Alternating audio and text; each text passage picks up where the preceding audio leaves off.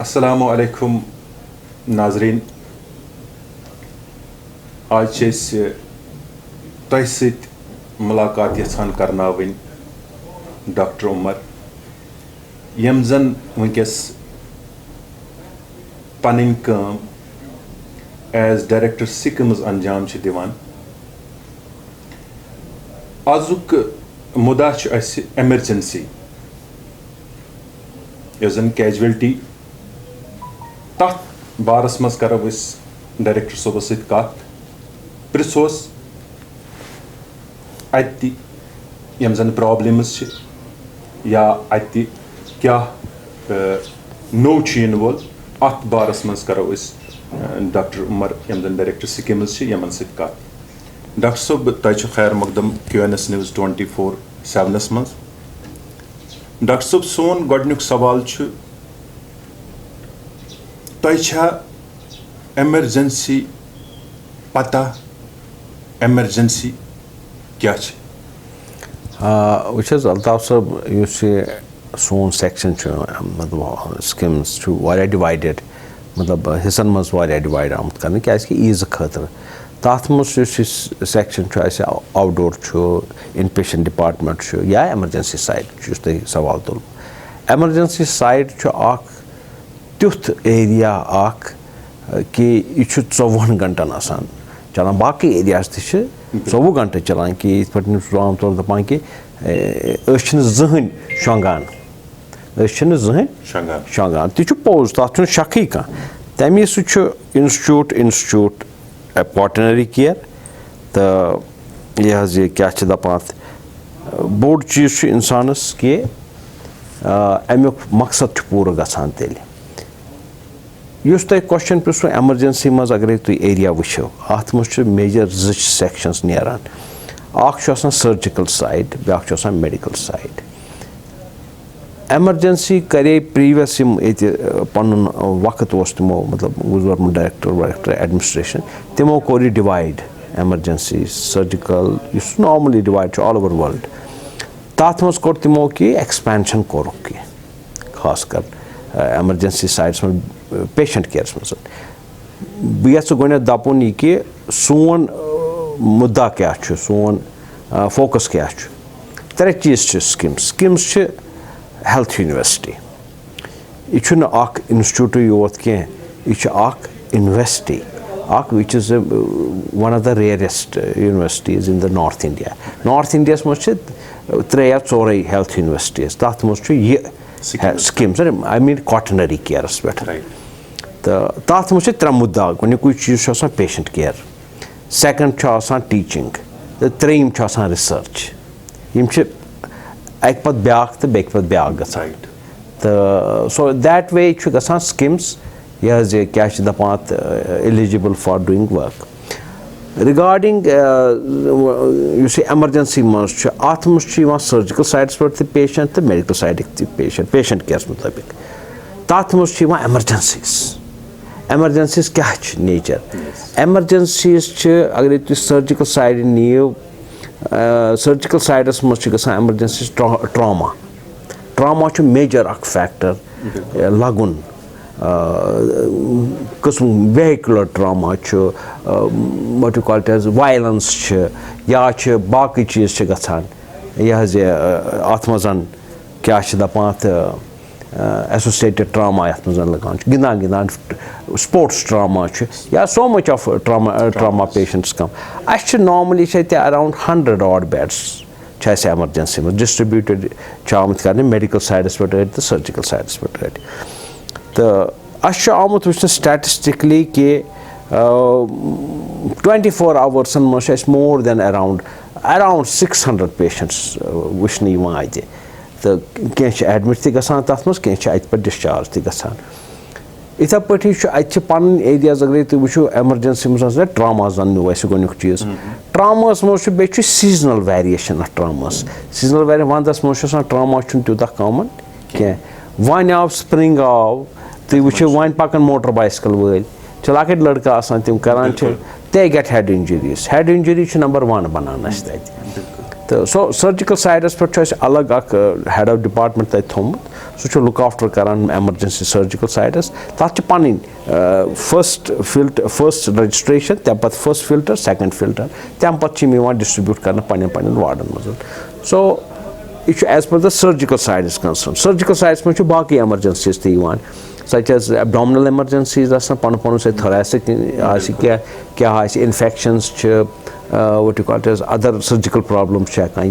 Tim OT complex emergency was. They are taken by their own departments and treatment is offered to them there. And it's around the clock, 24 hours working.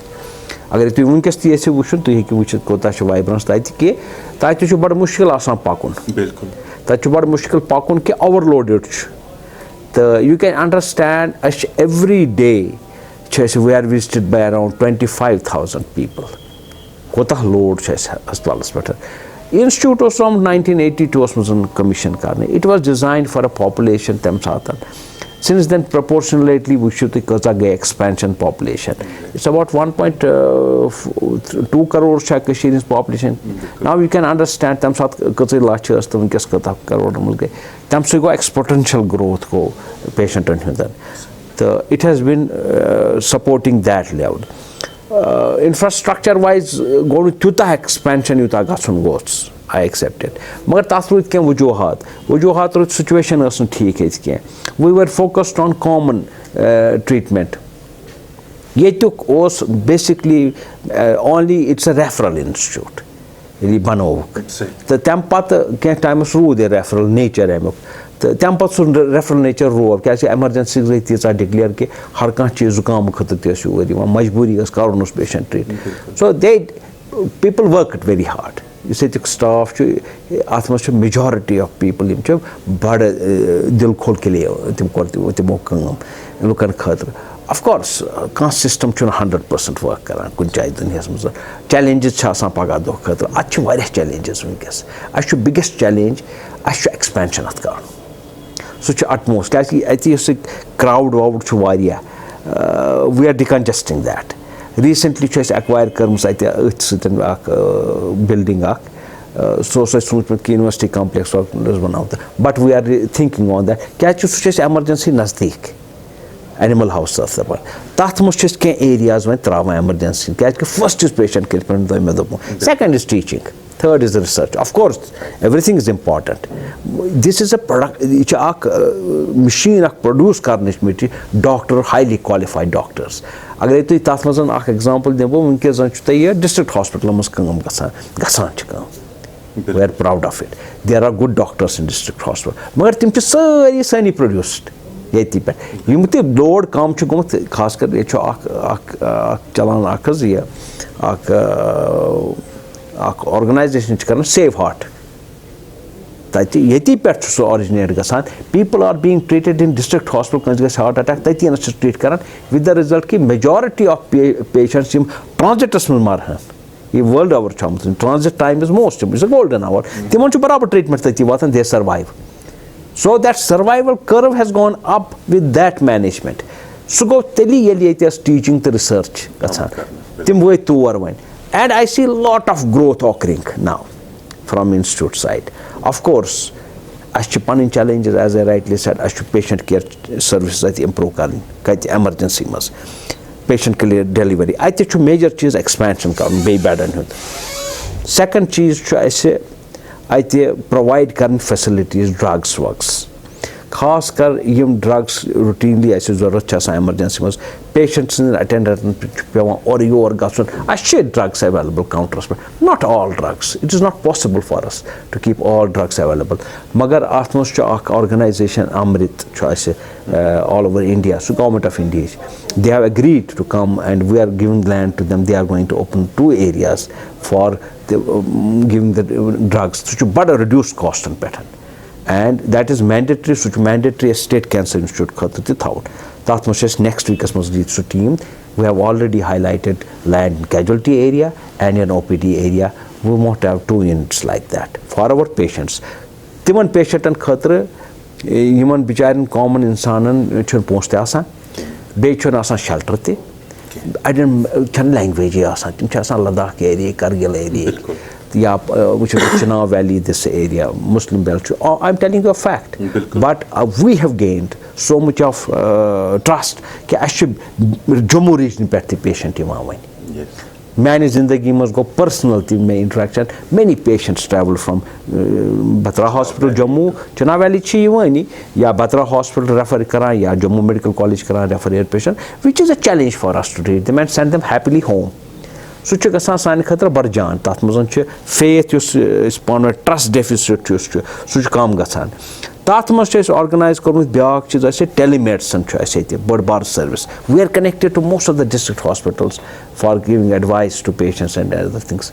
So let me don't divert it from the casualty area. Let us go back to casualty area. Agachete expansion. Byak cheez chu ate most important. We want to have investigations such as majority of patients are in ultrasound or CT scan to available at operation theaters. We are expanding 5 more operation theaters. It's already made. Very soon we will inaugurate them, inshallah. Patient care as far as the surgery is concerned is definitely going to improve. The beds will increase there, and at the same time I should you see investigations. We are putting up more equipment there for patients so that you should queues that waiting time is patient and so of course nothing you see no changes population but challenges. Every generation has its own challenges. This is a big challenge. You see, casualty system was improve karunchu. I am going to do some very good methods. You see, people look at this bardash kya karun. You see, kahin cheez chun mufat yawan azkal. Kahin cheez tu bisto garan mas kya kaam mufat dit kahin cheez. You see, some of the we are capable of paying at a low cost. Kya cheez safai ki thamne khatra. Locket double in Timandin track, attendance sim kungum cha itikara tim cha unparalleled. Because I should staff strength yost. So you come, very come. The best kara attendant takes care of certain things. So you bar patients khatati mufit rozan, sani khatati mufit rozan winkes. Of course, Europe ki. We are not going to be Europe or America. Neither America or Europe can be us. Ashu panin positives, timanch panin positives. Timanch negatives, ashu panin negatives. So ashu close knit to question. Ashu aam tor gasan ashu temardars khabar hai. Ishu farz as banan. Ishu hadith thi. Isme sawab hai. Majority of people hamsai chiwan. Ya panin garik chiwan. Families and bemaras nazar dine. Athmus tishu safai thaun chu zaruri iman. Thok chan chalavni mech pan which must thok chalam met ma isna chalamus which is the khuda me diz muafidat so aisa stress create karun be ch ak kis ten bardash karne ki koshish karan ki ichun karun ki matlab agar me pareshani ch everybody ch pareshan tat har koi pyar asan treatment wo thoda ch bardash karun pan mon ch bardash karun tat mo sohuliyat treatment as gasan the ladai chan lagni tat ke ladai aam tor gasan casualty manze because of tempers are very high. It is an emotional trauma to patients. I am introducing very soon counselors there. Counselors current. I help tests banaun. Numus immediately gets that patient of kotat kasun sa kya sochus karan kya cheese banawa was exactly kahin problem kasin watun totat. So that it becomes easier for the things to move for the attendant also. So it becomes a memorable journey to OPD or whatever emergency sites. At the same time, patient care must be around areas neighbor designate restrooms. Restrooms, insan 24 hours with patients, take care. Use for insan rest our system of working. Boy is boy your go rest karni bag itha pati ye waqt yo se kanse marizas ye waqt chu talan the patients che gasan families namas wapas take. So restroom says priority. So restroom banawo is badjan ta as pan bathroom hadis washroom insan khatar it padan ak insan magar ta chu thoda payment te karines maintenance khatar when that insan mufti hekin kan cheez it has to be legible effort hekrit insan.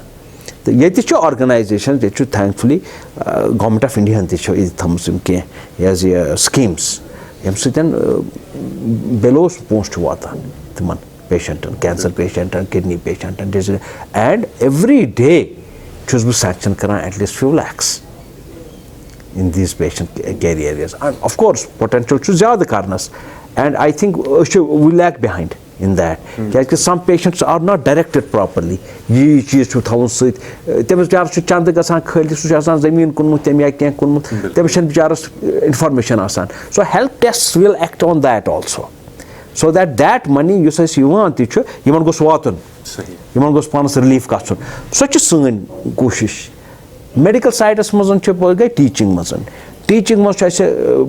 we are on starting the courses MD emergency medicine hardly can join Hindustan MD emergency medicine that much already head of department emergency Professor Shaukat Mufti तेम सत गई meetings तो medical council of India के वो बस तुम bro कन दपान message तम पगह मीटिंग थम तथ मज मे इंटरेक्ट कर ही वांट सम तिमन क्या क्राइटेरियाज थमित यम चीज पे हर कुछ ऑर्गनाइजेशन वो तुम क्राइटेरिया फिक्स तम पे लाइसेंस दिवान इथे पे तम criteria we are not still fitting in that but we are trying to find out कि हु लागो यह लागो इत पे करो यह कर स्टार्ट क्या नफर अत ट्रेन करो यंगस्टर सह ग आफ्टर फ्यू ईयर्स नीर तमिस ग सान खुद ज्यादा तरन फिक्र एमरजेंसी मेडिसिन क्या गो इथे पे एमरजेंसी मेडिकल दोपो तुम सर्जिकल साइड मेडिकल साइडस गसान seasonal chest problems chest problem बड़े कॉमन मज हार्ट अटैक्स किलर्स बे कॉम्प्लिकेशंस आसान किडनी डिजीज या बाकी डिजीज तम मगर they are the major people which come to medical side तो यम ट्रीट करान पेशेंटन अत मज कह सेक्टर्स इम्प्रूव कर पेशेंट डिलीवरी मजन such dialysis units we are opening may be in the emergency also there and of course we need staff for doing that तथ लगे कह time we are on it.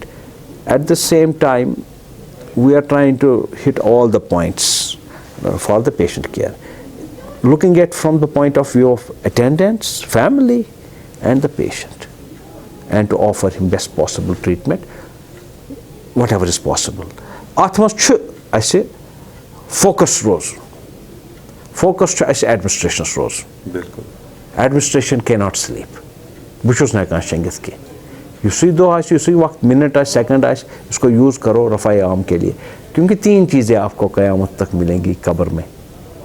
अगर आपने कोई रफ़ाए आम को काम किया होगा इस पर यकीन है खुदा वुच कंस सिर्फ उस हज़रत मूसा करम अल्लाह वजह ही वाज कलीमुल्लाह खुदा कत कर यकीन कर खुदायस पे कि खुदा is there first thing Muslim and 3 चीज़ वातान क़यामत तान अमिस रफ़ाए आमच कम कर्म या अगर कह औलाद सालिह सह कम कर तथ मज तमिस 3 चीज़ ब्या चीज़ रिलीजियस कम कर्म टॉक रिलीजियस क्या पोज क्या अपोज क्या ती फाइनली सो तिम चीज़ 3 चीज़ वातन क़यामत तान अमिस कब्र मजन अमिस नफरस. I look at that point of view that's why मे दोमो तुम मे खतर यह इंस्टीट्यूट बड़ी इंपॉर्टेंट वनकस because now I am going in a last phase of life and I don't want to waste this is my 34th year here. So 3 वरी जिंदगी हिंद बसर कर ये सहल कथा कह एक जाए अस त्रो कह लुकन हिंद पे. I worked for the state. Go and ask anybody who knows my specialty. Did he work honestly or not? I am proud of it कि अल्लाह ताला को उसमें शायद माफ़ी तज क्या कि हमने उसी मेहनत से काम किया इधर. Though it is an isolated, but I am sure it's तीत लाल ऐसे मैं बोझन तल वुशन तल उन्होंने दिन रात काम किया है दिन रात काम किया मगर अस दोहै कोशिश थव रिफाइनमेंट पानस मजन कि बह मा छुस गलत करान इंट्रोस्पेक्शन कर इथे पे लुकन त इंट्रोस्पेक्ट कर suggestions they have to come forward negativism त्रावन हे चूर मे मेल्स हुस सिस्टम चूर सिस्टम चूर इन पान वन फ्रिक्शन गम चूर हे रात रटिक मोबाइल चूर कैजुअलिटी मजन क्या रटिक हमने CCTV मैकेनिज्म लगाया. बिल्कुल. I got a message from DSP साहब रमीज साहब है यहाँ पे. He talked to me दोपन रात रोट मैं say proud of you. ये चोर अम सच वत. That is सु क्या सु अत क्यूस मज इन पेशेंटन आसान बिचार गाम क्या इलिटरेट पे जान मज नुन परेशान चंद मज नुनक मोबाइल कर. So this trade goes on in the same earth. यह कस पोज तो अपुस. मगर अस कोशिश थी पजिस पे. तो इंशाल्लाह मुझे पूरा यकीन है जो भी मिनट यहाँ पे होगा वो सही कदम पे होगा. मगर इंट्रोस्पेक्शन करना है, किबर से डरना है, किबर नहीं करना है. बिल्कुल किबर. लोगों से मिक्स करना है और लोगों की प्रॉब्लम सॉल्व करनी है. सुना ठीक. इसी मिट्टी में मिल जाना है, उसी से ग्लो गुलजार बनता है. ये खा के अपनी हस्ती में नूर ये ना क्या यह फैक्ट. यह पोतुस अथ मज पोश खसान, यह बनावान पोतुस गुले गुलजार. यह ultimate analysis I am telling you. I have contributed internationally. So I don't want to delve on that because such self praise गसान, सुच किबरस कुन गसान. मेरी चाल दो चीज़ें आती हैं इंसान को किबर जब हो जाता है. एक बोल चाल में उसकी फ़र्क आ जाती है और चाल में होती है. ये दो चीज़ें लिखी हैं हदीस में. और अल्लाह ताला कभी किबर वाले को माफ़ी नहीं करेगा. वो कभी सबको माफ़ करे, किबर वाले को नहीं. और पहला जो इंसान जो क़यामत के रोज़ घसीटा जाएगा जहन्नम में वो आलिम होगा. यह पहला इंसान होगा आलिम. सो क्या जाए I think we can delve on that.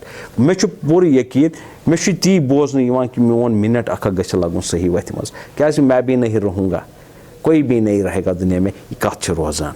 So I am open to public as an administrator. तुम पृछो कस they can talk to me but talk healthy. यह दप मे चोट अम चंद हाँ प्रूव कर दे करो एक्शन हाथ काटेंगे. बिल्कुल काटेंगे हाथ. मगर प्रूव कर अमिस कड़ अख मे कर ज़ कह सो एटीट्यूड थवन खास कर. हमने तो दुनिया को गाश दे हो मुसलमानों. हम तो ऐसी कौम हैं कि जो अच्छा काम करेंगे और दुनिया का दिल जीतेंगे. Peace loving. We are basically peace lovers. अपने इखलाकों से काम कीजिए. और यहाँ पे जो है this is an asset to the government has produced and they are all helping. It is not that everybody is in helping. And they are trying to protect. As Shivan, Hupuri, Insanti, Yapari, they are all humans. We treat all of them to the best of our capability. Say. This is the story of life. That's so bad. Taikaro casualty to discuss. I make here future plans. I'm pretty calm karanchu. I'm sat ak patient at emergency haltas maz ivanchu. गोडनेथी brain करान काम न Amish patients करान brain काम न attendant आसान न अमिस यह काम करान कहें. यह वथान तो वातान एमरजेंसी मज. मगर युथु एमरजेंसी मज वातान गोडनिची होप अमिस खत्म गछान. अतत आसान सीनियर डॉक्टर कहें.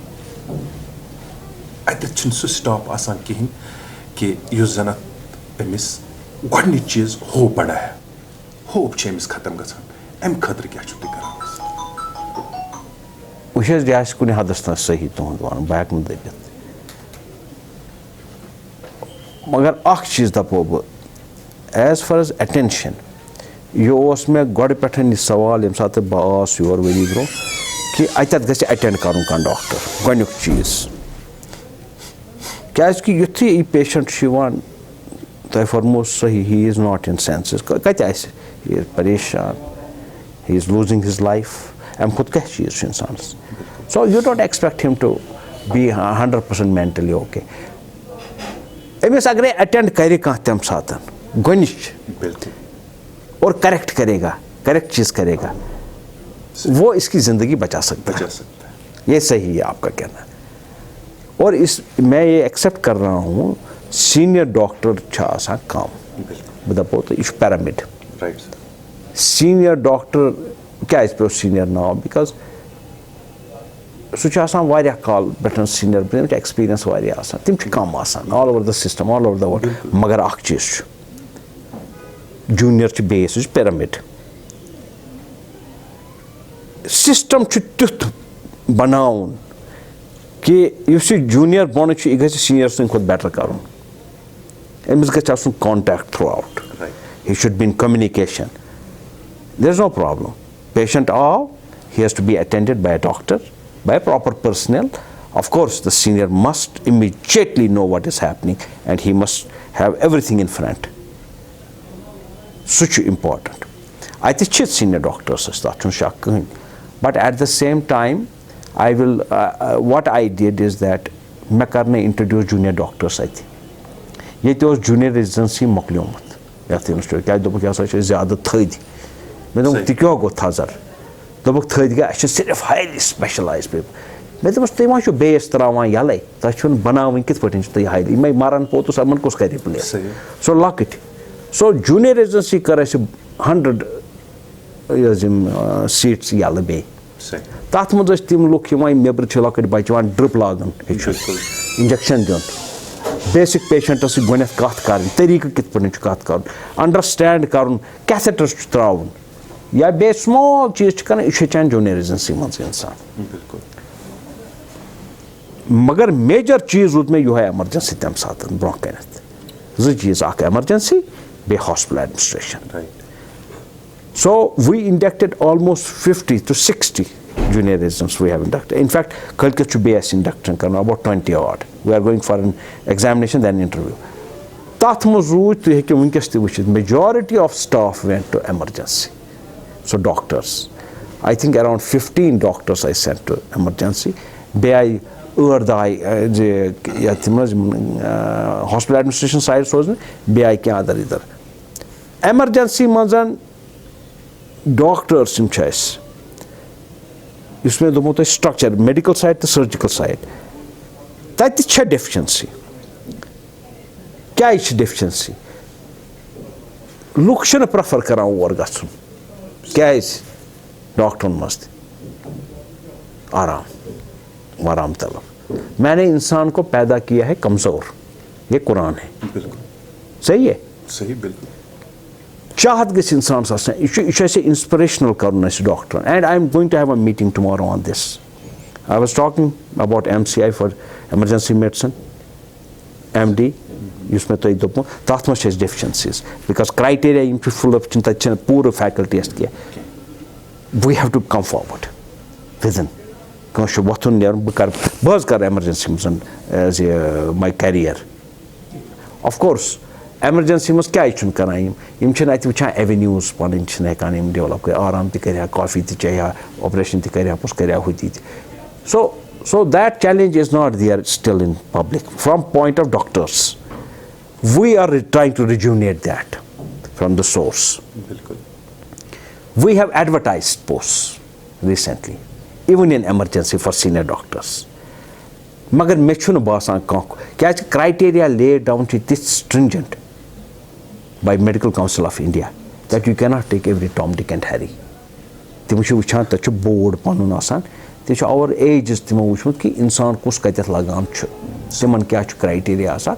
According to that chi diman tim those recommendations we must adopt piman karni and we cannot flex that. We cannot flex that.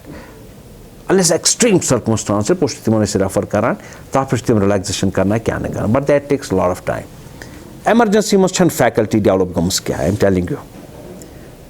But at the same time we are going to have inducted faculty there. We are trying to have an internal system. You pretend me even say can doctors meeting karan doctors but up ke tu chosa issa dimota the avenues better tai issa dimota promotional avenues better is dimota facilities tai better so that वो दिल से आ जाएंगे काम करेंगे एक वो बड़ा important है. That is the first what you talked first contact with the doctor with the patient that's what you are talking. Yes sir. I'm coming to that only. Leave the system which takes over. That is the secondary part of it.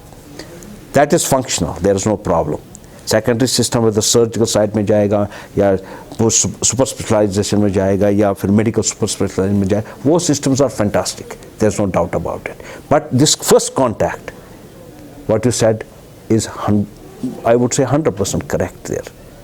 And I have observed it once I took over about a year back and my first thing was induction of these junior doctors. But you didn't have senior doctors there. That's the problem. So the only thing what I could do is produce some doctors who have basic essence of life and death. Give them the chance. They will acquire the skills. So they are already there. So that must have trickled down for now some months now. People must be finding relief from there. Of course, that is jumbling, spaceless expansion chugomut, but proportional expansion has not still occurred. I am expanding on that. Already this year I am going to do that. Another 50 beds, which should suffice for another 4 or 5 years. Then again expansions. Luckily we have land here. We are lucky that land is available. Younger generation can take higher strides. Similarly, the State Cancer Institute, big asset. Of course, patient is akui. MC monsu sorry kainat. Whether emergency hai, wo hai, ye hai, ek hi insan mein hai. But the systems have to be geared up. My only focus, in nutshell, Altaf Sabudab is emergency. And just I would make a mention, OPD system, we have again expanded in the OPD section recently. And I don't expect much of a problem now in there, as far as the patient care is concerned. Queues, administration time is qadar karni insan san. Comfort zone din but those big treatments for the patient. Priorities admission. Queues khatam karn for investigation ya card ratna khatra kya is basic gasan khatam gasin be gase patients on bihun. My doctor he is supposed to see 40 patients. He is a human being. He has to see 100. We have to understand that. At the same time, he sees that he will take time. Second was exercise karne.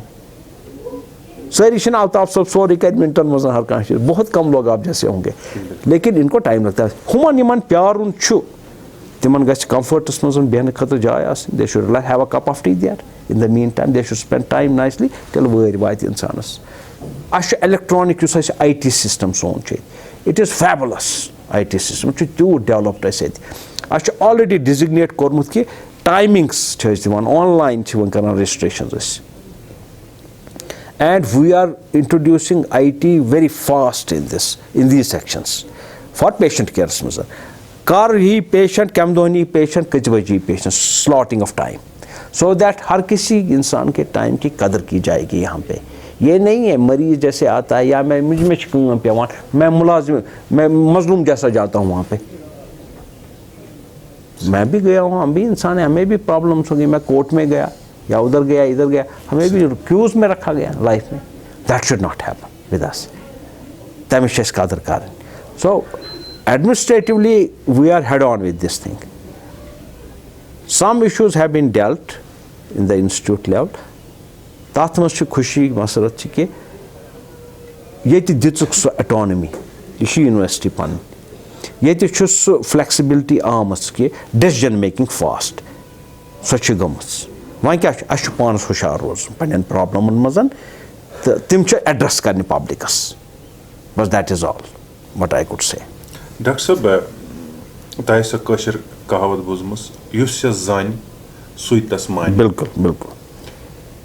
चूंकि यम साथ patient यवान over या attendant over doctors आसान जाना. बिल्कुल सही. Doctor Umar छक नाव doctor Altaf Kirmani नाव यम जन बड़ बड़ डॉक्टर अब्दुल यम जन वारिया डॉक्टर्स यमन जन नाव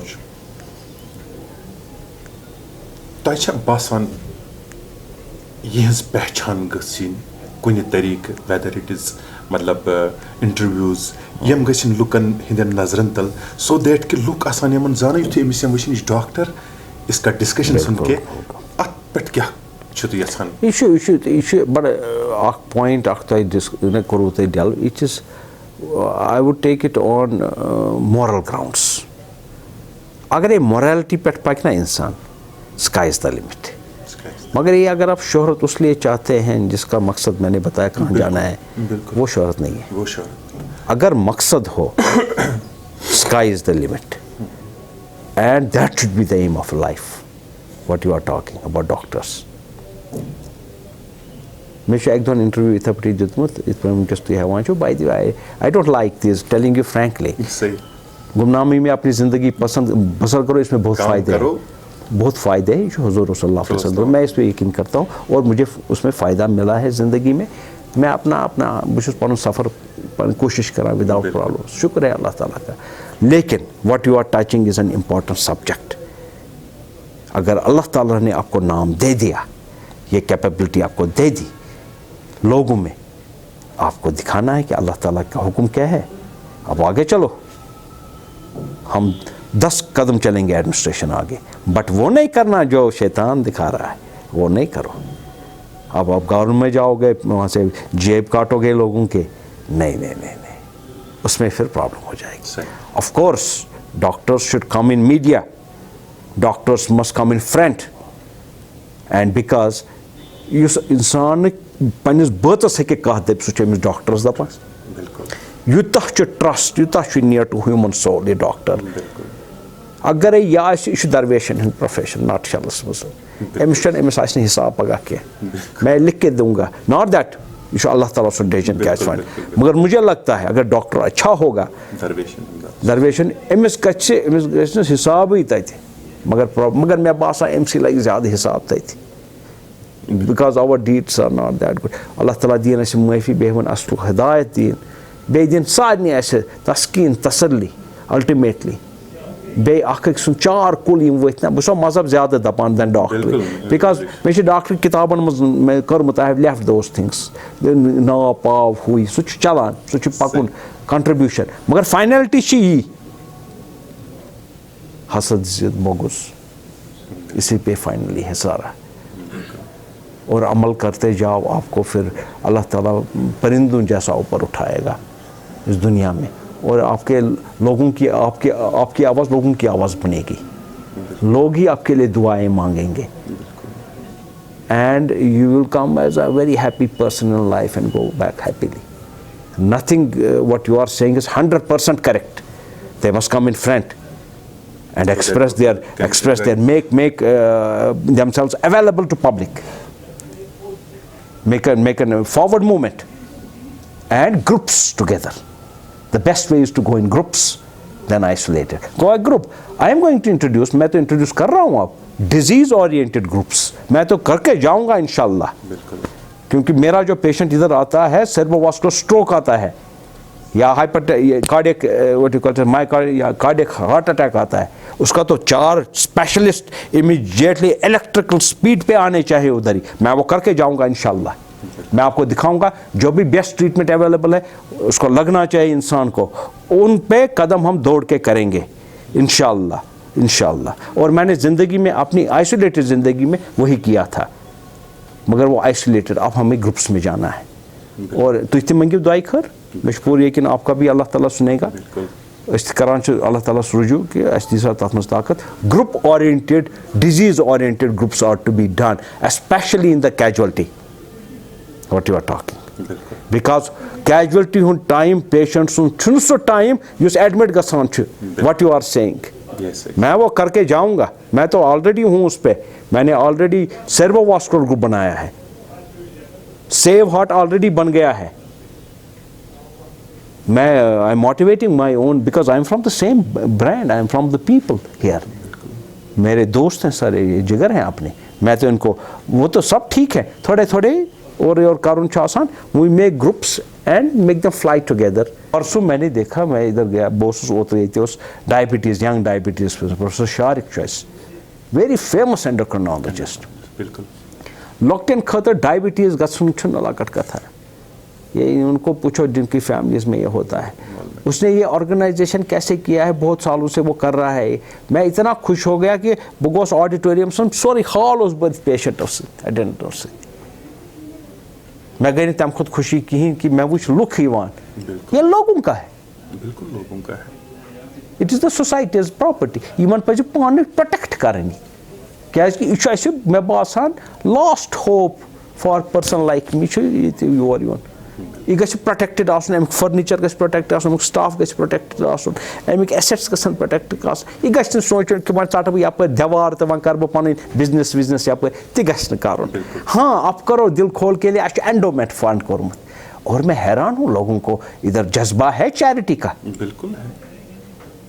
मैं ٲस ना पता अस करो ओत्र अपील यथ प्रेसस मज कर अपील एंडोमेंट फंड बहुत पैसे आ गए उसमें, शुक्र है खुदा का, और करेंगे। और हमारा जो लाइफस्टाइल है, हमारे जो एथिक्स है, वही बताते हैं चैरिटी सेक्रीफाइस, सैक्रिफाइशियल अप्रोच चीज़ की ज़रूरत है वहाँ पहुँच, वहाँ पहुँच लोगों के लिए।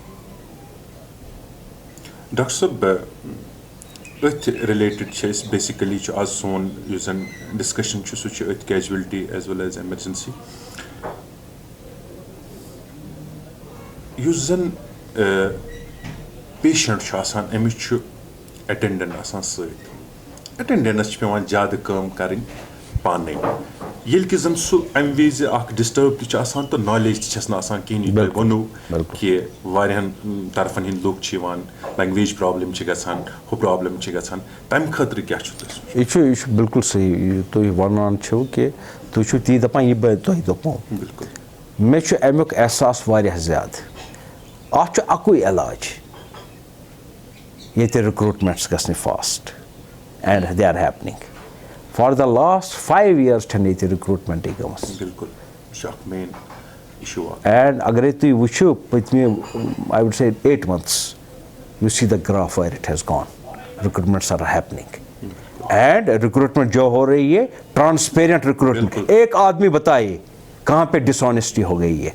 हाँ किसी का हक बनता है, जो फेल हो गया वो बताएगा चोरी की है, वो मैं भी कहता था यार चोर हक मगर प्रूव करी 3 मैंने कहा हाथ काटूंगा नहीं सीधे, बिल्कुल, या मैं भाग जाऊंगा, मैं I leave this thing because मैं भी इनमें से नहीं, मैं क्या फ़ायदे तेल रोजन अगर मैं यह पार्ट ऑफ लाइफ मज बह दपान सो तुह कि बह सो तुह दपान शैतान तेल मे प्रूव कर दिन तुह कि बह I mean it from my heart, core of my heart.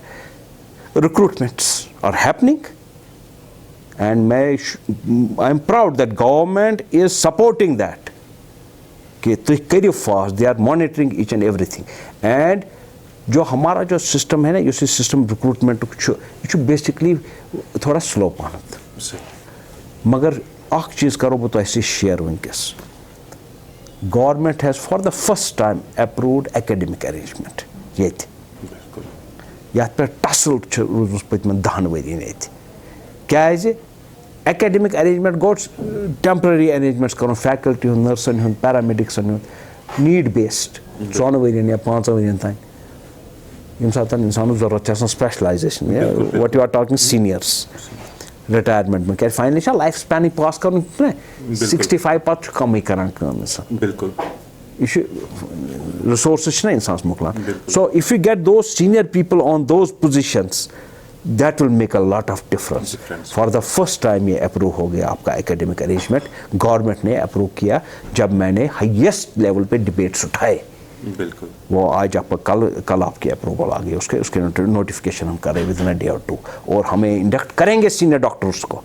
मैं करूँगा इन एरियाज़ में जहाँ पे डिफिशेंसीज है, करके जाऊँगा और पेशेंट्स को बिल्कुल सीनियर डॉक्टर मिलना चाहिए और first contact absolutely I will do it इंशाल्लाह। और वो कामयाबी आ गई है प्रॉपरली मेथोडिकल मेरिट पे। हाँ भैया से पन्निस कर मदद, मगर मदद है कर बेकिस पे लात त्रावन गर्दन पे तुम तु वुस बह वन मे अकिस CT स्कैन खतर मैं दोपस किसी को धोखा नहीं दीज नहीं खे अमिस तरीफ हेल्प बाकी तरीफ वन ती तरीके जिंदगी आपका सही है।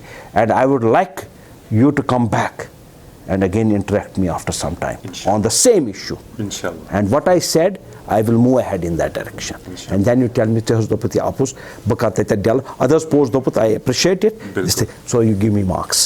Bilkul. Doctor sahab byak ti ch at as yem zan patients as or yiwan ch yem sat attendance patient ch trawan ye andar kan saidni ch 10 nafar sud asan ka ch asan short family tem ch yiwan तमिश पेवान यह card कड़न Amish पेवान अत line मज बिहुन patients नश चूंकि तुंद staff यह busy होर तह patients अम खतर क्या तुम युसमुत कर कि जन कंप्यूटर सिस्टम अत पेवान प्यार पे अत नेरान अम खतर वन तो यह सू एरिया ये तुम IT वस वन मैं दोपमो तुम IT वेल डेवलप्ड चूर तह रटान आजकल सही मोर 300 कैमराज लगित वनकस लगित आसि कुस क्या करान छ अस ननान दस्ती अम ब्रोह ते रुटुक अख चूर गर निमाई के सो चलो खबर सो गो तमे से IT येल अस कर IT is already on it what you are saying बिल्कुल एंड यूता क्यूज इस तय दफो ये खत्म गसन इंशाल्लाह ये बहुत जल्द आप देखेंगे इसमें बहुत रिलीफ होगा एंड आई एक्सेप्ट इट अभी क्यूज है क्या कि नफरी काम नफरी फाइनेंशियल इशूज समझ सो कहीं पे अब रिलैक्सेशन आ रही है where we can fit some people where we need base senior थवन ये लेवल पे नफर थवन recruitments are opening fast we are expecting more recruitments especially for state cancer institute कह चीज गसन शिफ्ट ओवर कह डिपार्टमेंट्स नेरन ओवर मेजर ये decongestion I think another 5-6 years are good to happen for the institute. And from all angles, what you are saying is correct. You are telling me fundamental points. And these are the main points. Inshallah. You stay dofuna OPD, whatever casualty you are saying, queues and investigations, sample है near पान गत्सन, ये सारा revolutionize हो जाएगा. ये revolutionize कर देंगे. Luckily, I have very good administrator in casualty. I don't want to name him because at चार कुल इमाम booth पोतुस.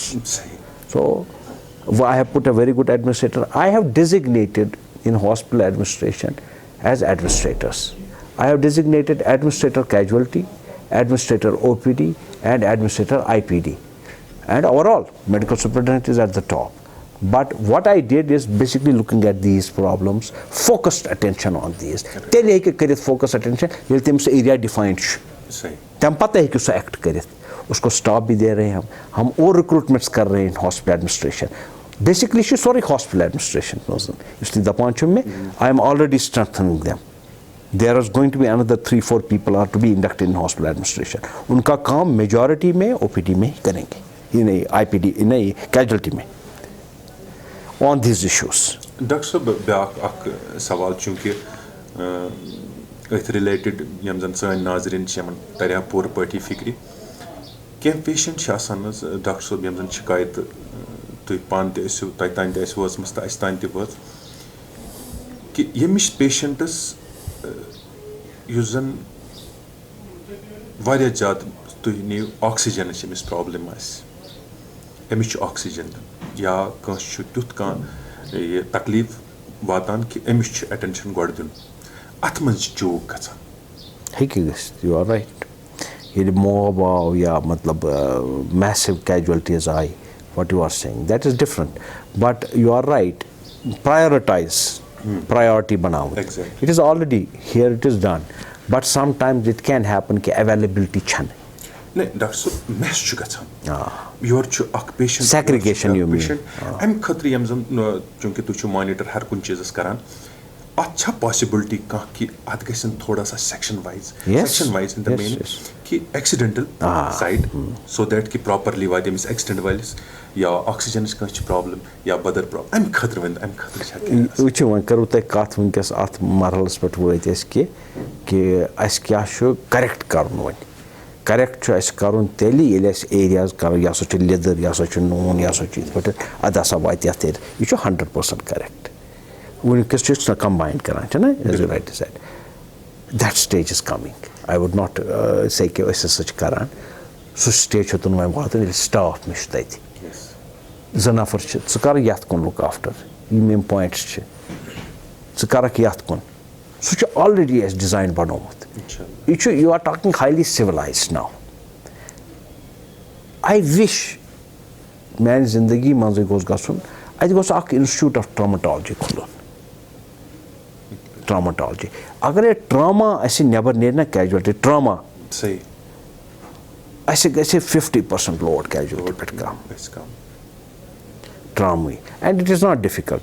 I am going to put a proposal now. Time has come because naturally yet was, as you know, some things were jumble. I would not say Meko, no, I don't want to say that. Neither I want to take any credit out of that. But what I could get as a human being, because I was a professional, I'm a surgical gastroenterologist. But I had to understand the dynamics. So it took some time for me to understand. Then I have not left any day कि यम दोनों बे attend को दी problems on पाने तारफ to the best of my capability and 100% बस शुक्र परा खुदा इसको मुझे मसरत पाने दिलस मुझे गुस्सा कि of course 100% आज तो कुंजाई गोमुत deficiencies are there, I accept that, but किस चीज़ गई बढ़ जान चीज़ मैंने वक्त इस मुझे यमन long implications यमन effects वारियन वारियन पैट मगर बस तक मुझे थी ऐसा तो मैंने predecessor हुई कोर तमो गुड वर्क कर एक्सपेंशन गोमुत कैजुअलिटी एक्सपेंशन OPDS को इच्छी वक्त गोमुत मैंने वक्त गई बदल एरियाज डेवलप एडमिनिस्ट्रेटिवली एरियाज गई develop now we are coming to focus what you are saying and that is going to happen इंशाल्लाह डॉक्टर साहब ब्याक अख सवाल छ मेन चूंकि यम साथ पेशेंट ओवर इमरजेंसी में वातान कहन 10 नफर सत 15 नफर सत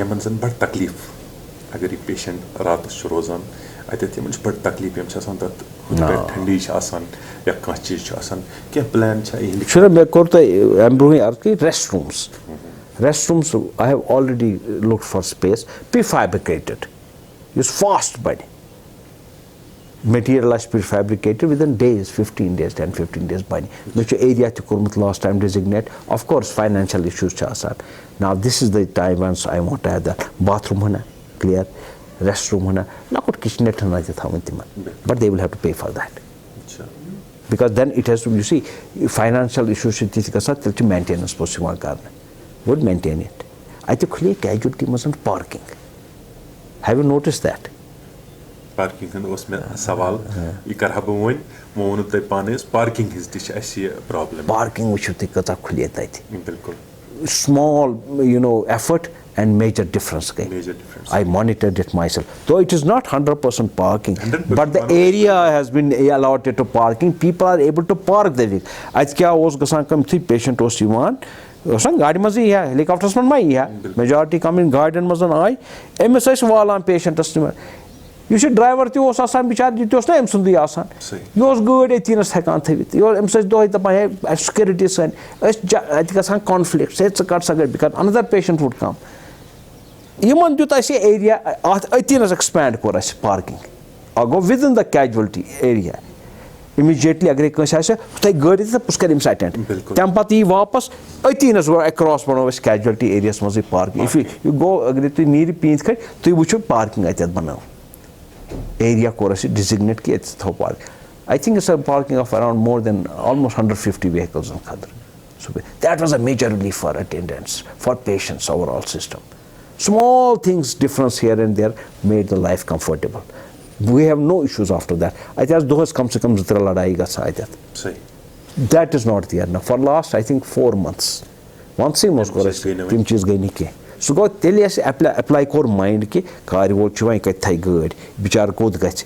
So understand from a human mind कि यह करब इत पटे तात गई लकी दी गई कि गवर्नमेंट ने जो बिल्डिंग वहाँ पे थी उधर पैरामिलिट्री ट्रूप्स थे वो तिम द्राय पन्निस मकसदस मजन द्राय थे तिमो तरफ गल this building is being used that's what I said some of the areas in the casualty यम ऐसे ज्यादा अर्जेंट छे they will be move to that casualty हुंद से एरिया छ ये अदर स्पेशलाइज्ड चीजन खतर यूज करना एमसी पेशेंट्स खतर and of course the expansion will also occur अगर तुम वो कैजुअलिटी हेरी बनमस में तथ दुत में डिजिग्नेट कर लाइब्रेरी बनाओ तो अगर वारकार पीत कर नीर if you want me to send a doctor you will see library क्या बनाओ for people to go and read study books ये गो मे कॉन्फ्लिक्ट गोची चीज बहुत लाइफ मज टाइम गसान थिएटर बस ऑपरेशन करान बस दौरान हर ओड घंटे दिवान लाइब्रेरी मे आव बोजन तती आव मे बोजन कि मे क्यों प्रॉब्लम सोल्यूशन क्या बिल्कुल सही पेशेंटस वोत फायदे मज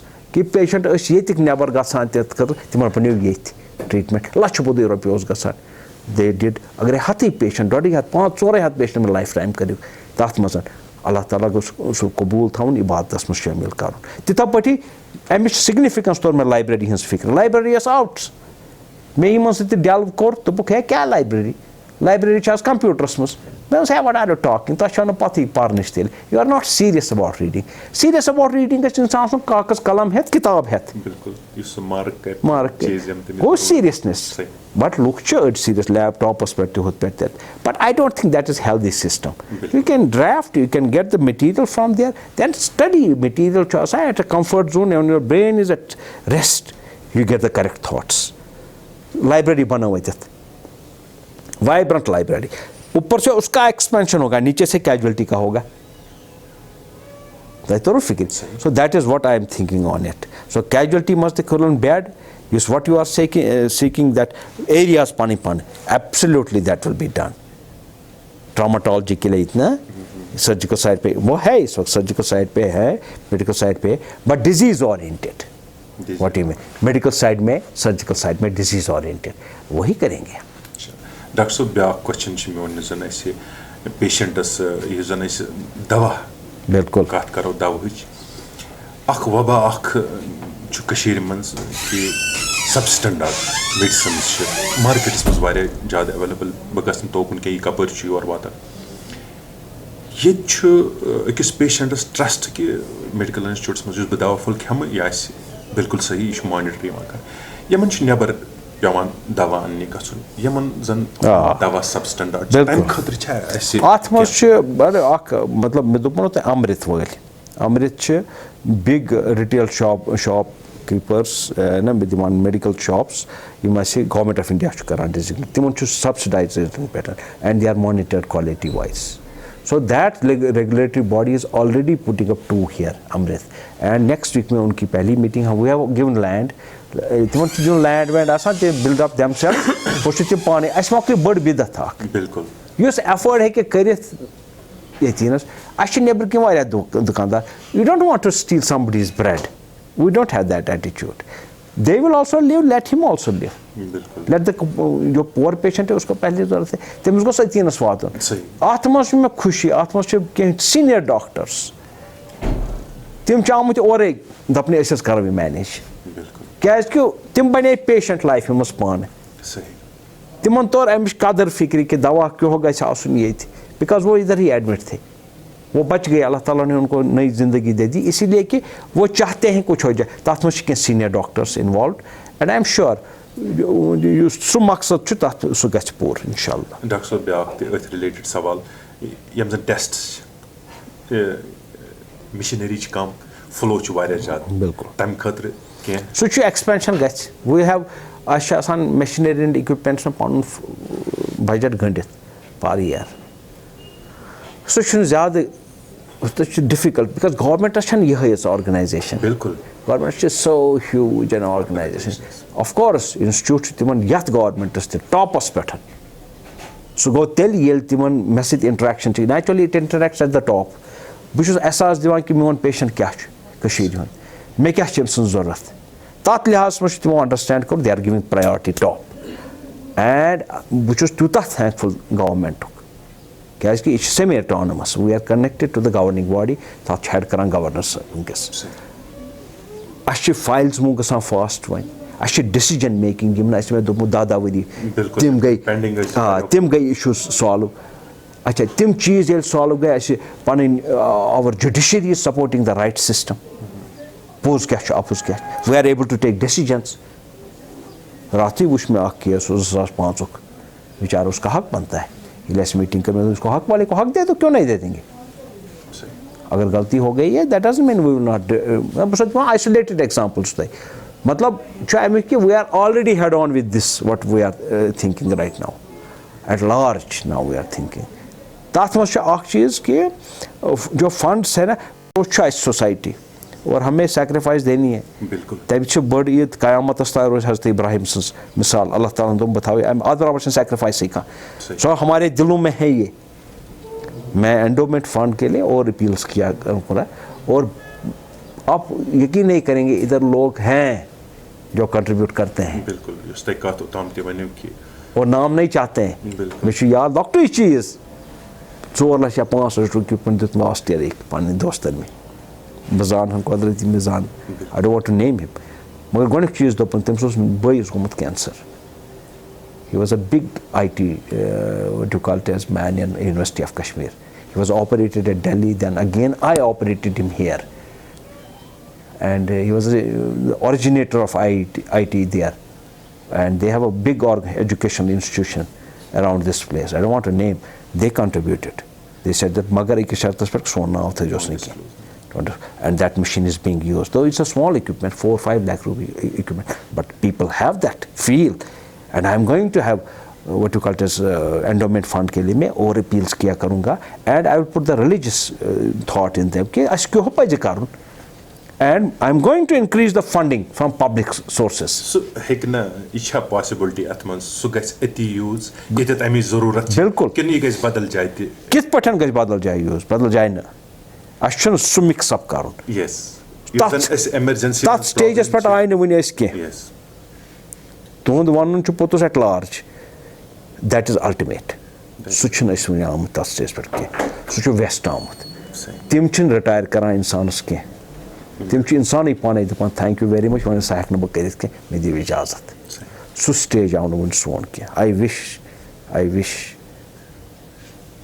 su stage gos asyon zindagi mas kyaz ke sani senior ho su stage sani yus ate root chu basic sui ho teta pati banyo insan teta pati aw pose karna apuz karna कि ये oppose दो एमस्तर फिक्र में आकर गलती मैं कुछ अल्लाह ताला में इन साथ ये एहसास हो जाएगा, इसका मतलब है कि हमारी सोसाइटी में वो अब आ गया है वक्त कि हम सब के लिए हैं, तब तक अभी इंस्टीट्यूट के लिए।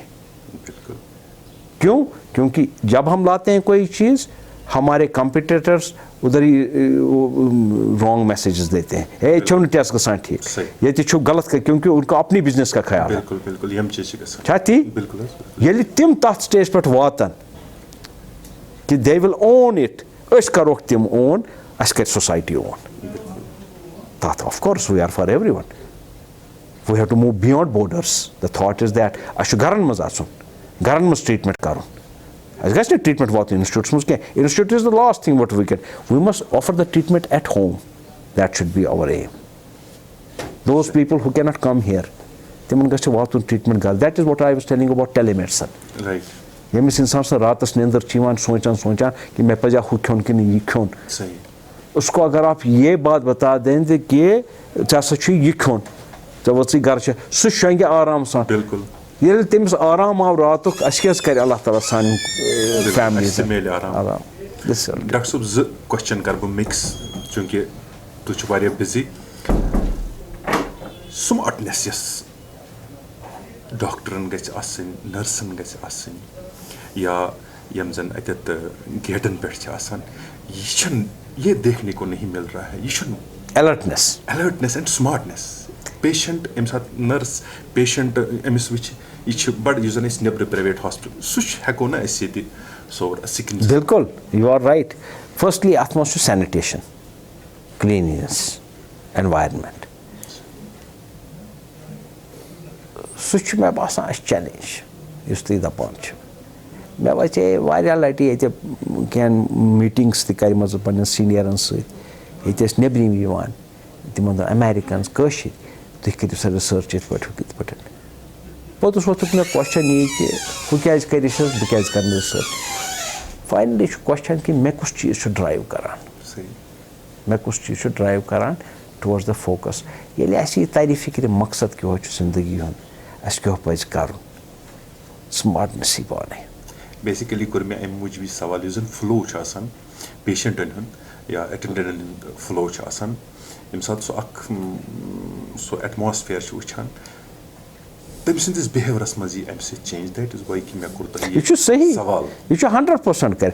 My first thing was you can ask security people, I love everyone in the institute. मे फर्क ही बासान अकिस बासे लॉकुट मे शुई लॉकुट बोर्ड मे सारी हिवी हाँ इखलाक उसको दर्जा मिलता है सिक्योरिटी वाले सतन कह त।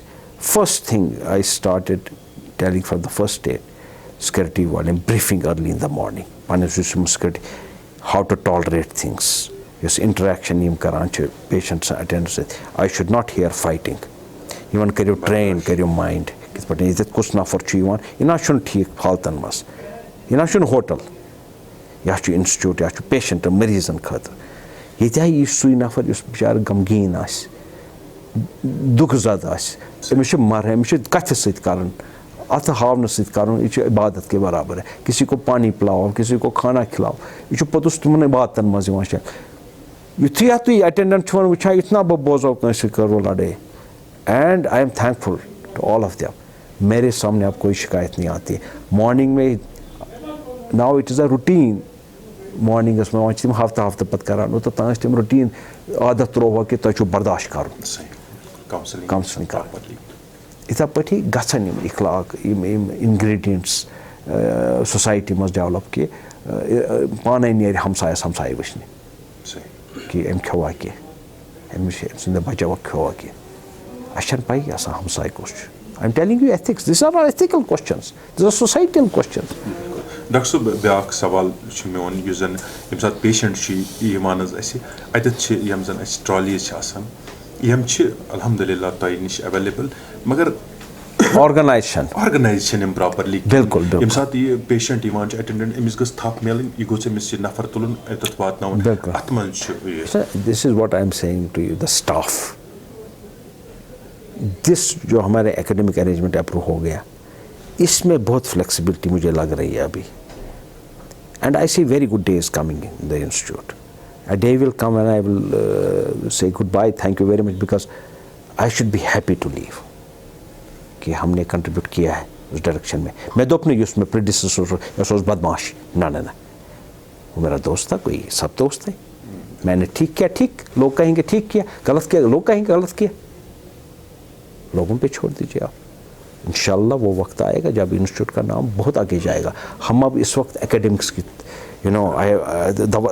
तवज्जो दे रहे हैं बिल्कुल मैं यहाँ पे सुपर स्पेशलिटी छोड़ के सब स्पेशलाइज्ड कोर्स कराऊंगा जो भी हार्ट ट्रीटमेंट्स हैं लोगों के अमेरिका में नहीं होंगे इधर होंगे हमारे ब्रेन्स कश्मीरियों के बेटर हैं than Americans I know it I am confident of it the youngsters will be inducted in that they will be doing miracles here I will see to that इंशाल्लाह इसी तरह बाकी सर्जिकल साइड में भी जो भी disease इधर common है उनमें हायर स्पेशलाइजेशन हम कर हमारी रोज भाई ये बोझो जहाव तो अथ सत क्योंकि we want to take a lead in the country यह तुम private organise corporate sector you can't compare corporate sector with this no their aims and objectives are different than अस Quality is okay, but we are producers, we are an industry for giving treatment to the doorstep of the patient. In that eventuality, we are a health university. We are not corporations, we are only earning money. Our goal, quality is money. No, money is nothing. Our quality has to improve from the door of the patient where he lives. Our aims and objectives are there. So we have a long line, we have to have a lot of work in that sector rather than quality. Patients sabdio chand chis satan ya kya chis karo sukait yani ke they are not bothered. But then these health insurance companies have come now in the health sector. Government is, recently we have this Ayushman Bharat. I think it's a big thing which is happening to public. People are getting benefited. So मुझे पूरा यकीन है financial issues जो भी हैं country में है क्या है they are improving this is what I feel ये लास्ट ईयर से 10 years बिफोर सुच नाज क्या डॉक्टर साहब नेरान कर ये लास्ट क्वेश्चन एक जाए वोनो तय कि बहुत वन ज़्यादा इस्लाम चे कथ करान यम जन कशिर योर यवान अटेंडेंट आसान यमन खतर कह नमाज हुंद इंतजाम चूंकि कंस लगान 3 घंटे कंस लगान 4 घंटे अत बारस में सोचूं अत रत ٲسमٕتۍ ऑलरेडी बह दपो तुम तिमो मस्जिद ति बनामच तथ मज गए ऐसे प्रॉब्लम कि एरियाज कैजुअलिटी एरियाज को some part effect but overall I feel more areas तम साथ दपान कैजुअलिटी एरियाज मज but as you rightly said ये इंसानस एथिक्स वोर दपान हेर पे बोन तान तकवा यह अति पे गसान ऑरिजिनेट ये अत सो खोई इराय यह हेक कर बर्दाश्त क्या जिंदगी हूँ सफर तूत simple because insan sun chu dimag kainat. So ithai at line pethon. Yet chu bazabit we have 3 stories mosque. We have a mosque inside the operation theatre also. Look, पढ़ते हैं बराबर 5 वक्त at least during the daytime सुबह वक्त जिस gardening में पढ़ा दोपहरस दिगर ची पढ़ने यवान आराम सान in the theatre operation 5 times she of course we have a mosque there 3-storied mosque which has a capacity of almost maybe around 1,000 people can be accommodated there. So that way we are happy. मगर ये सिचु अच्छे सो हरारत सगच खुद कुन गसिन सही काम कर बिल्कुल हैं बहुत लोग हैं एंड वही ड्राइविंग फोर्स बनेंगे वो कराने के लिए इंशाल्लाह. डॉक्टर साहब लास्ट क्वेश्चन में मैं जेठा अख सवाल कि ट्रस्ट डॉक्टरन पे खत्म गसान यम जन पन डॉक्टर्स यम जन वारिया टैलेंटेड वारिया परमित लिखमित वारिया एक्सपीरियंस्ड ट्रस्ट दुख दुख खत्म गसान पेशेंट मामूली बेमार सह वातान दिल अमि खतर क्या प्रोग्राम्स अवेयरनेस प्रोग्राम्स लुकन यह अमि तल नेरहन अड़न पेवान जमीन कुन अड़न पेवान वजुम वर्द करन अमि खतर क्या काउंसलिंग प्रोग्राम्स या कह चीज वो अल्ताफ साहब क्या गसान नॉलेज इज अ वेपन यमिस इन्फॉर्मेशन आ सो नॉलेज बस यह वेपन इंसान सत अगर इंसानस तरी फिक्र कि कह चीज़ अवेलेबल ये बह दप ना 100% ही नीड नॉट गो आउट क्या कह डिजीजन मज एक्सपर्ट तम हेचनावन दुनियास क्या तम डिजीज ये गसान अगर एग्जाम्पल टेक्स्ट बुकन मज तम दिवान तथ सो बेवकूफ़ी तिहस वो कह फैमिली मज कह मानान इंसान एंडस पे दपान थोक यूत वरी गई समझा यह मानान सो यू लीव हिम दपा सा कर कह सेक्शन अत they want to go out because यह अल्लाह ताला सुन निज़ाम अत हे रुकवित क्या कहें पोस खर्च कर रहा सवाल उस बेचारे गरीब का जो ये लैंड बेचता है पन एसेट्स यह चैलेंज अतुस बह पूर बहुत यसान मे करे सो कोशिश मे कोशिश सो थम जिंदगी मज तुम वो अगर मोन मतलब my aim has been to serve common people and poor people here मे न्यू चैलेंज मे सात लॉकुट आज ब्रो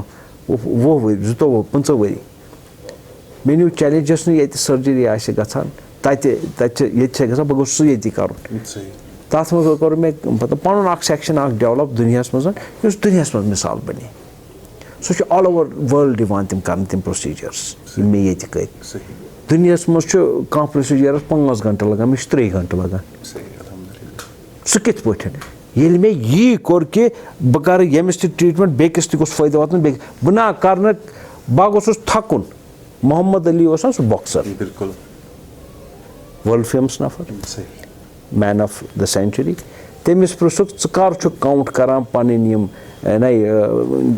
वेट्स वेट लिफ्टिंग कर श्वार्ट्ज़नेगर सह ग्रेट एक्टर मे नेचो हावान दोपन मे सा पृछ मोहम्मद सह दिवान तम ना मरने पतन दोपन तम सा पृछ मे कत कर पुशअप्स क्या तान दोपस बह जहन काउंट कर पुशअप्स मगर बह काउंट कर पुशअप्स ये बह थकान तम पे कर तय आव ये कत फिक्र so it is that. Doctor साहब एमरजेंसी हज करो लास्ट कत कि एमरजेंसी यम जन और पेशेंट्स अटेंडेंट यह खतर क्या रोज बेहतर यह क्या मैसेज तुम अटेंडेंट पेशेंटन मजन गोनिकुई चीज एज यू राइटली सेड कि सुपर स्पेशलाइज्ड माइंड तुंद correctly section wise proper treatment knowledge मगर यह अप्लाई कर in this direction. You are very right, inshallah, futuristically and very shortly you will see that happening. खास कर यम ये disease common यथ reasons मज उन चीज़ों में आप ग्रुप्स बनाएंगे सीनियर डॉक्टर्स के एंड वो एग्जाम्पल्स बनेंगी. ये जर्नल थोमुत स्टार्ट कोर्मुत पन इनसाइट ऑफिशियल जर्नल नेरान scientific journal after every 4 months नेरान 3 लट नेरान वरियस दैट इज सेपरेट इनसाइट कोर स्टार्ट तथ द्राव इशू फर्स्ट बह दिमो तुम कॉपी तो तथ मज ज़्यादा साइंस मगर सोन इश्यूज सोशल इश्यूज तथ मज कम नफरन कत क्या कोर खास कर स्टाफ मज अटेंडेंट्सन मज सजेशन मज कंसे बचन क्या कोर कंसे स्टाफन कमाल all this social factors we are binding there so we are trying to address the society तथे and we are trying to understand कि क्या सोसाइटी दपान कर सो यम एरियाज तुम टच करो आज you have made me more wise in nutshell मैं core तुम time गुजर मे कर अंडरस्टैंड प्रॉब्लम ज्यादा I wish you come back anytime whenever you like or give me feedback also I will inshallah इस direction में हम अगर कोई इंसान नीरत काम कर मे पूरे जुलूस पत तमिस पत इंशाल्लाह मे यकीन अत पे कि treatment levels will improve. Attendants will take care of their comfort. Let me be frank. Not drug them, understand what I said. Comfort kya ho? Comfort from the levels of comfort. But of course they will have to also pay some amount. Because with the pot is simple. It bane sarais. एक बड़ी building है जिसने ये काम किया है I salute him. हाँ great work. क्या जान सु कदर यमिस योर वत गर श्रीनगर अस गर ये कदर अमिश कह अगर पेशेंट गर दी बेमो ये करो जो लोग मेजॉरिटी लोग 90% है सबर्ब्स में वो आते हैं घर छोड़ के तिमन दूर ना नाव करना कह वो इधर बैठते हैं ये राहत से ट्रीटमेंट कैंसर पेशेंट्स को महीनों चलता है यहाँ पे उनके लिए आराम गाह बनती है उनको खाना शाना पकाते इसमें भी बहुत चीज़ें हमें करनी है मगर people are not ready to pay सफाई थवन अच्छे लुक लागन यम खेन चन दिन बन but then again public has to come in front अड़ लुक माना नेरन सह दपान हे मे लग टाइम हूँ बे पेशेंट क्यों मरान सह दपान बस बे मुशीद मस वह अत क्या करो यह अंडरस्टैंड कर पन्ने लेवल पे अड़ लुक दपान जज कमर दिवस and we have to understand at society level अमी सह इंसान बनान हायर क्वालिटी देन जानवर खुद ये हावो पन चीज़ दिमो बेकिस टोट चीज़ पन सारे खुद दूसरे को दे देंगे वही सेक्रीफाइस होती यूत तुम ज़्यादा टोट दिव तूत तुम अल्लाह ताला खुश तब दैट्स व्हाट आई सेड बड़ ईद क्या तिथा पे यम एसेट्स इसमें आप थोड़ा थोड़ा लगा दीजिए हर कह लगे पन सेक प्यू तीर सीमेंट प्यू तीर कनी वनी आपको government can not do everything understand government are we people अस पन्ने कह रेगुलेशंस थान एथिकल इश्यूज वारियन जगन मज गोमुत हिस्टोरिकल वुचान इंसान 7 सहाबा जान पत्थर त्रेश बोड़ चीज डेजर्ट मज डेजर्ट्स मज आबी एक दूसरे को पिलाते मर गए I think we will conclude it on that इंशाल्लाह next time you come and we will be in a better shape then to answer you doctor साहब जर्नलिस्ट करो तो कत करो इस सवाल पता एड्रेस चूंकि अत से पानस वाबस्तगी जर्नलिस्ट करो तो कत जन तुम पन्न मैगजीन कड़ान प्रिंट मीडियास तुम जन वक्तन फवक्तन आसान क्या plan social medias Oh yes, definitely. Oh, of course. Advertisement, atmas kya plan? Is karan suvune the purpose advertisements is with that level. Not advertisement, matlab programs samjhan. Why not? Why not interactions? But proper in which a journalist, a famous journalist, so is it namaz waqt shams phone karan just for his ego. Potus Matheus young man.